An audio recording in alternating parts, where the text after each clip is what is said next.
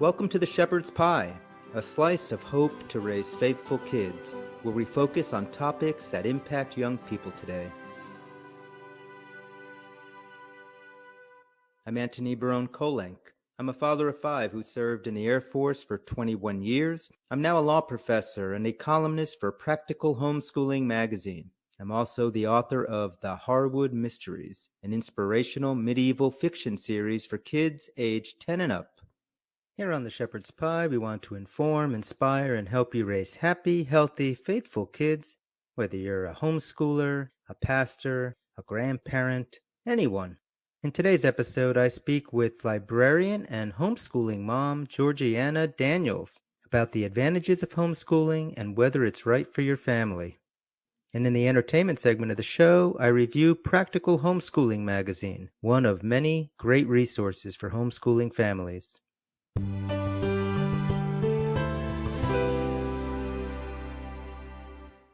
Although homeschooling used to be the standard way to educate kids in America, in the 19th and 20th centuries, it was mostly displaced by the public and private school system.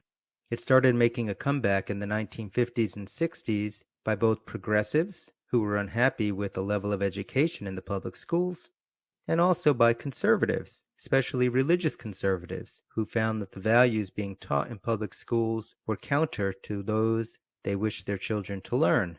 The practice really exploded starting in the 1980s and 90s, and now, of course, after COVID-19, with so many families that were forced to have their kids at home during school, we may see a new era of growth in homeschooling. But is homeschooling right for you and your family? There are a lot of considerations to take into account, and my guest today, Georgiana Daniels, is a homeschooling mom of 3 who has some great advice when considering whether to homeschool your kids.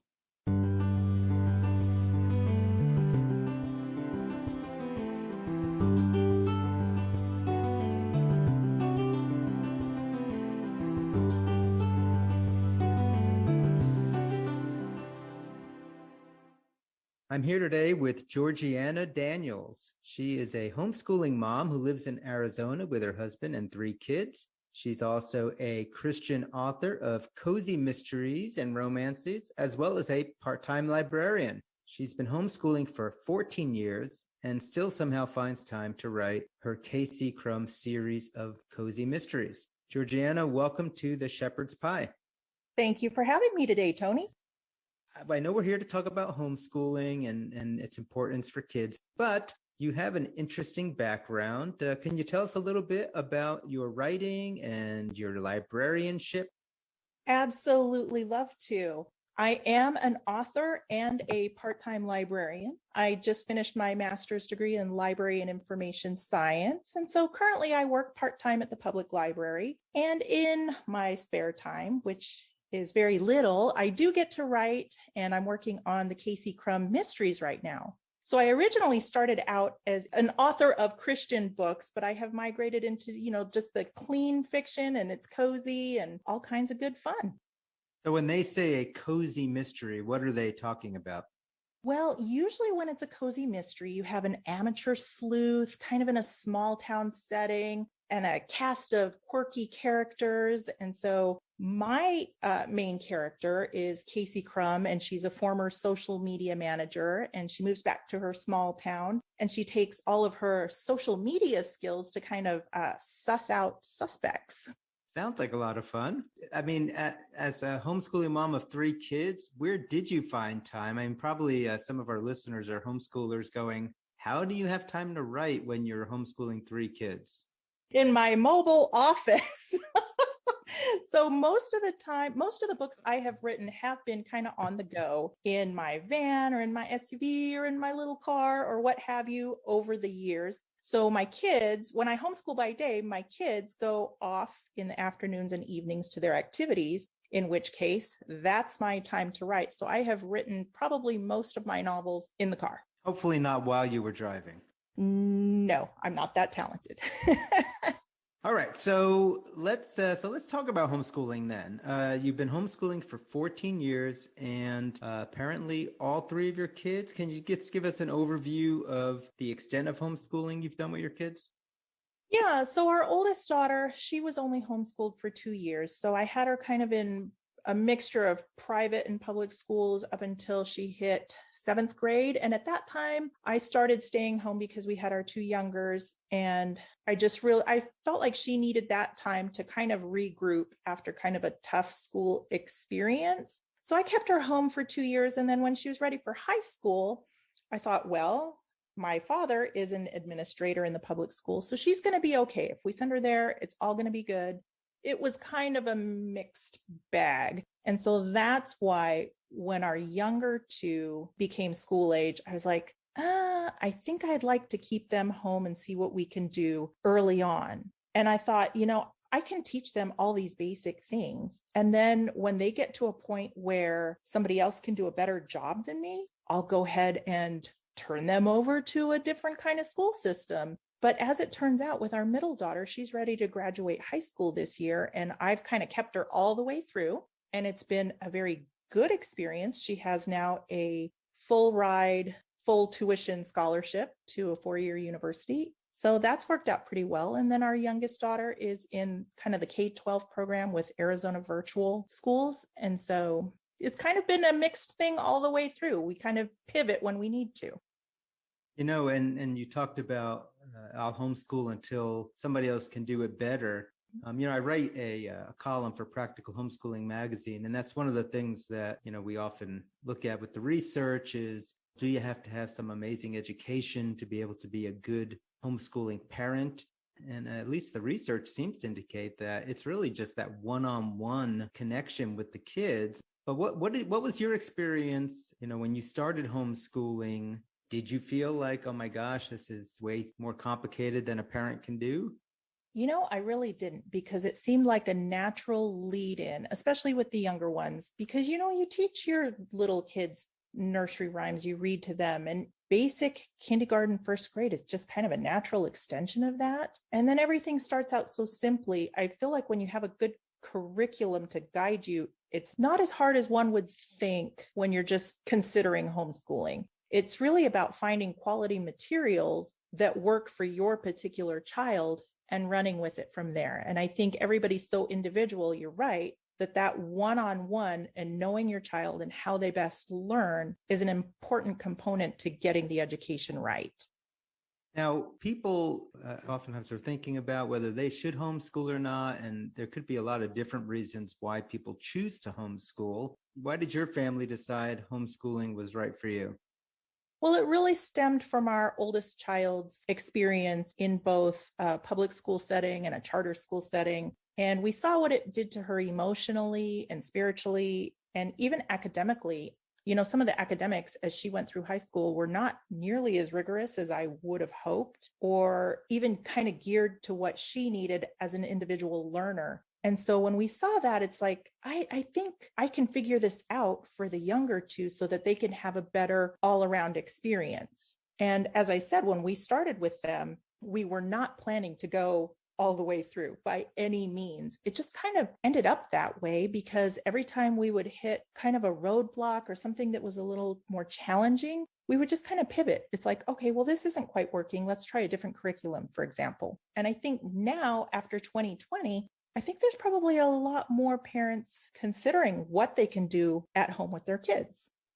Like homeschooling isn't for every family. It's not for every kid, and it's not for every parent. There are different reasons, I think, people, and you flagged one, the academic piece. But, you said something about spiritual too. And I know religion is often a motivating factor for some families. Can you talk a little bit to that? What was your thought on homeschooling and your spiritual life of your kids?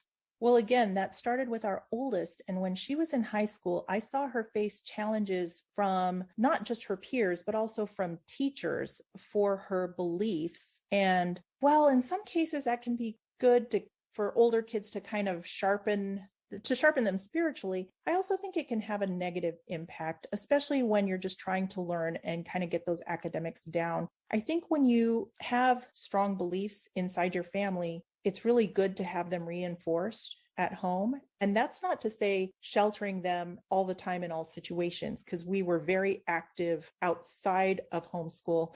We always kind of joke, it's like, why do we call it homeschool? We are never at home.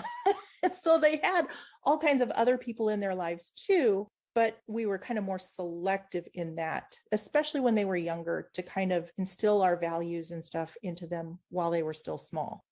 Yeah, and it's kind of funny hearing you talk about that, homeschooling, but we're never home. The homeschool kids tend to be busier than the public school kids, it seems. They're always off running to activities and this kind of thing. Yes. So maybe you can address the concept of socialization. People always worry that if they homeschool their kids, they're not going to be properly socialized. Were you concerned about that when you got into homeschooling, and how did you see that play out? Oh, goodness.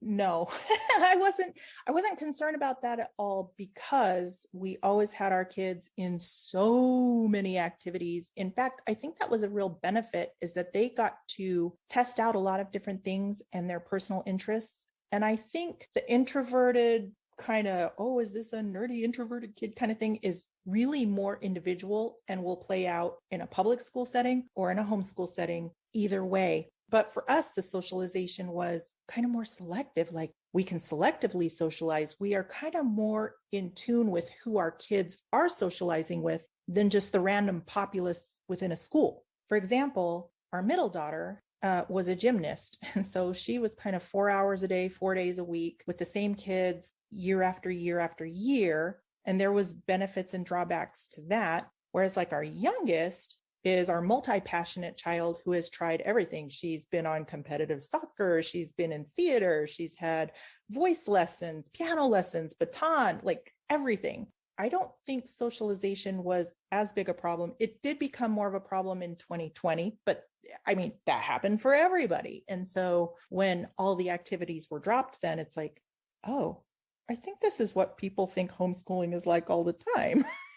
And it's like, this isn't real homeschooling. This is pandemic schooling. That's a whole different thing.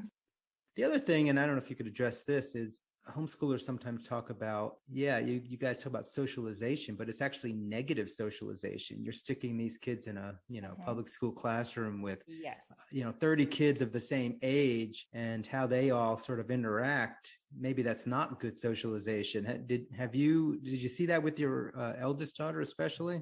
We did. And that kind of classroom setting where it's same age, 30 kids, random people, that doesn't even really mirror what they'll experience the rest of their lives. I mean, I think it's so important to learn how to interact with people that are much older and much younger, just a variety of people. And you're not really getting that in the closed environment of a classroom setting. So yeah, we did see some of that. And like I said, her experience wasn't all bad. She did make some lifelong friends, in high school. At that point, we were very blessed that she fell in with a good group. But I think that is definitely not everybody else's experience with public school socialization. I think it's really important to kind of be able to be more selective of the groups that your kids are in with. And that's really what we tried to do. And again, it wasn't perfect, but I think, like you said, when a child is only exposed to mom and dad, I think that would not be good. And I think my kids would be the first ones to say that they'd be little weirdos if they hung out with just me all the time. But between all of the activities, they had, other coaches and instructors and youth leaders and what have you to kind of round out their experience. Yeah. And you mentioned something important, I think, which is the exposure to people of different ages rather than just, how do I deal with 50, fifth graders? Yeah. Which, if that's not negative socialization, I don't know what is. I couldn't handle it.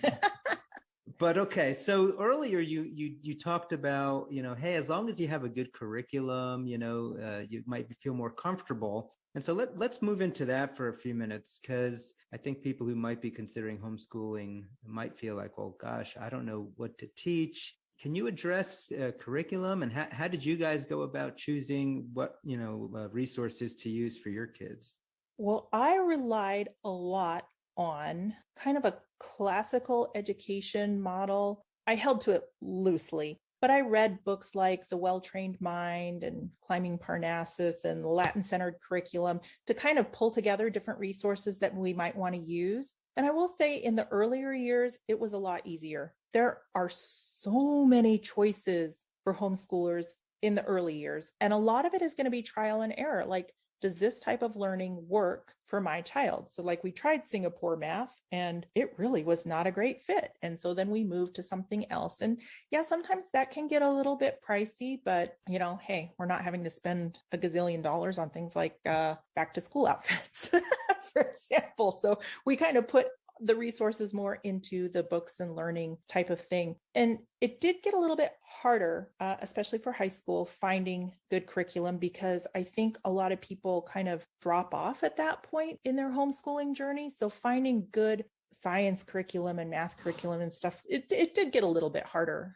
And that was kind of the challenge for me. And as somebody who was interested in finding credible resources, because, that's my librarian side coming out, that became really important to kind of screen the resources. In the last 2 years for my daughter's junior and senior year, I became kind of more of a facilitator than a hands-on teacher. I made sure to have the best curriculum for her needs and then kind of facilitate that. So we used all different kinds of things through high school that I was just able to kind of piece together. Now, of course, there are a lot of places that you can go to look for reviews of different curricula. For instance, one that I'm familiar with is the Kathy Duff reviews. What about other types of homeschooling? Back in the old days, it was all, hey, parents and kids. But nowadays we have, cottage schools and co-ops and church schools. Did you get involved with any of that, or have you had any exposure to that? I really haven't. And I think that was because we were so busy with all of our extracurricular activities that we didn't have time to really do homeschool co-ops and such. I kind of wish we had in some ways, but in other ways, I'm really glad the kids got to follow their interests and learn what they enjoyed and kind of do their own thing for the afternoons and evenings. I do know that, as I mentioned, for our youngest, she does the AZVA, Arizona Virtual Academy. I think it's administered through K-12. And that seems to work out pretty good. So she's still at home, but she's doing an online public school. So that would really be our only venture outside of me and them, the one-on-one that way. Yeah, and actually, a few of our kids did something similar in high school. They did in Florida. We have something similar, what you just described, Florida Virtual School. Actually, I think it was one of the first virtual public school systems out there. But as you point out, that really is public schooling with public school teachers that just happens to be online, that your kid just happens to be doing at home. Some people would say that's not even homeschooling. I don't know. What are your thoughts on that? Well, I don't know. It's at home and they're doing school. No, I think it's a really good public school option for people who want to kind of have that more time. Honestly, having more time with your kids at home, I think is so wonderful. So for people who don't necessarily want to take on the teaching responsibilities, or whose kids may learn better from somebody else, which happened to be our case, our youngest daughter she's learning better from somebody else right now. And at first I took it personally, but it's like, I really can't take that personally. This is better for her. Let's just roll with it.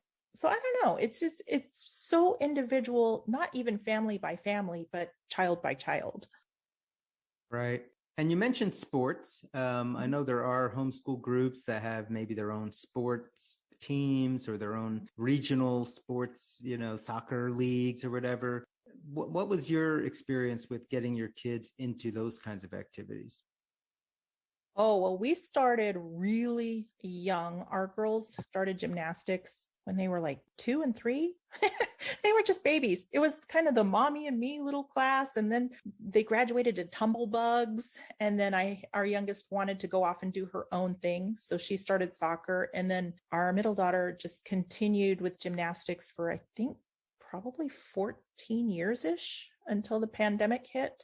So she was a competitive gymnast, level 8, working up to level 9, 16 hours a week. So that was her sports experience, where as our youngest, she evolved into the soccer and she did competitive soccer for several years until she decided, hey, I want to be a dancer. and I want to do theater. And she's doing great with that now. She's taking acting classes at the community college. She's in the big production next fall here in town, and she's part of the main ensemble. Yeah, it just depends. The sports thing, that can be a mixed bag sometimes. Sometimes it can be too hyper focused on one thing, or I think kids should be able to experiment and have fun and try different things. So we kind of did really an interest-led approach with sports in particular and activities in general. And your sports league, was that a homeschooling soccer league, or was it like a community league, or what was that? Yeah, it was community. So it was competitive soccer. So she played kind of all over Arizona.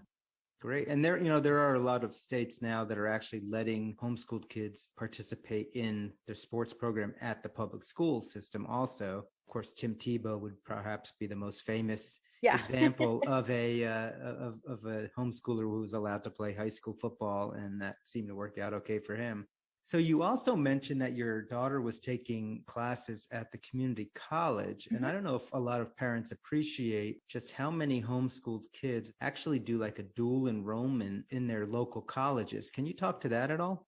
Yeah. So through the Arizona Virtual Academy, they do offer that kids can do that.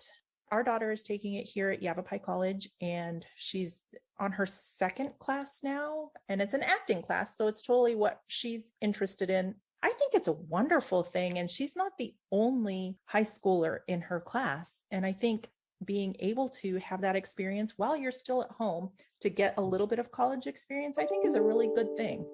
What about the legal aspect? Some parents might be like, well, this all sounds great, but is it legal? How difficult is it to, work this out with your school district? Are there any challenges that you encountered with that?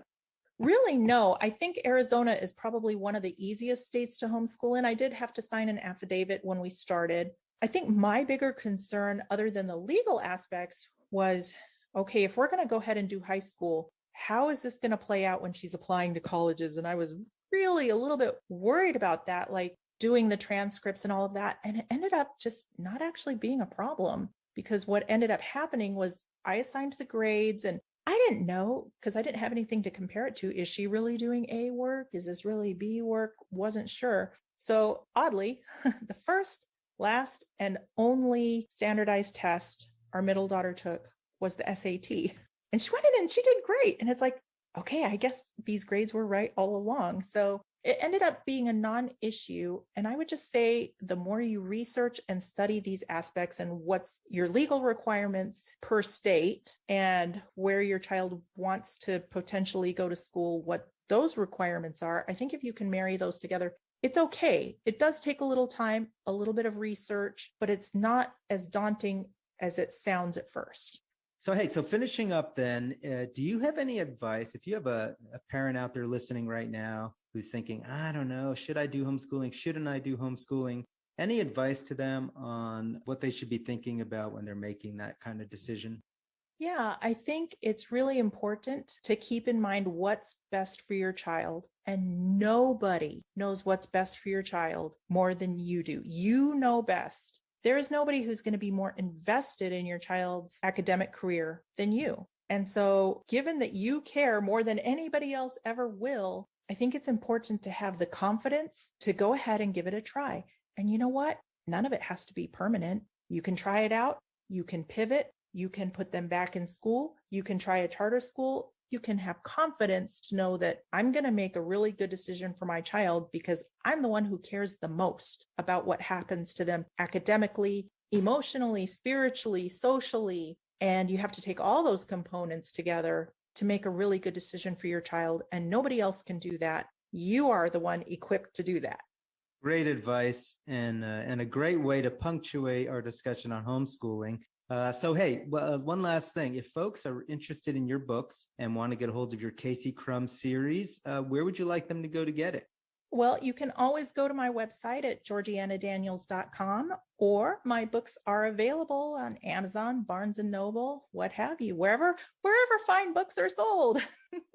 Nicely done. All right. Well, Georgiana, thank you so much for being with us today. This has been a lot of fun, and I think you've given us a lot of great practical insight from the, in the trenches of a homeschooling mom for 14 years. So thank you for coming on the show. I just appreciate you being here today. Thank you for having me on, Tony. I really appreciate it.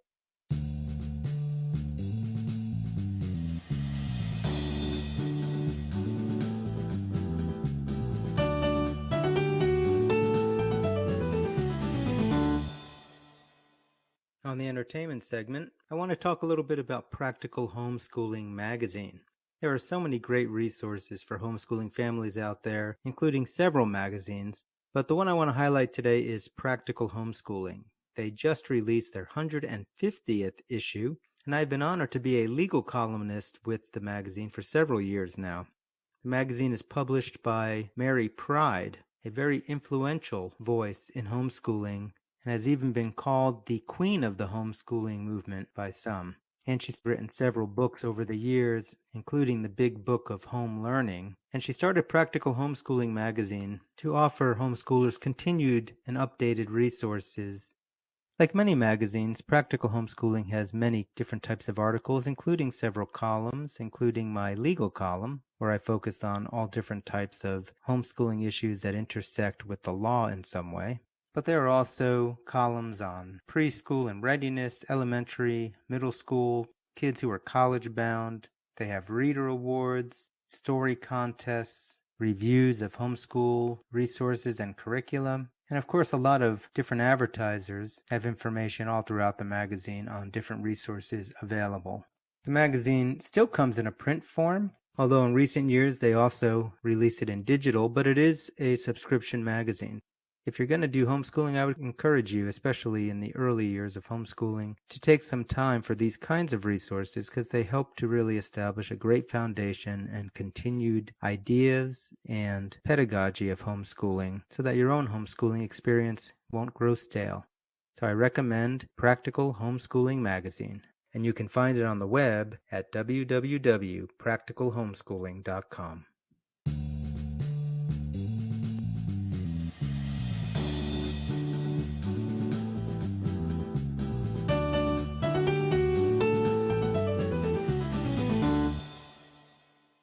That's all the time we have for the show today. We spoke with Georgiana Daniels, a homeschooling mom, about the challenges and opportunities of homeschooling with your family. And I reviewed the homeschooling magazine, Practical Homeschooling. Again, this is Antony Barone Kolenc, and this has been The Shepherd's Pie. If any of you listening today have a question for me or a topic you'd like to have us cover on the show, please drop me a line on my website at antonykolenc.com. That's AntonyKolenc.com.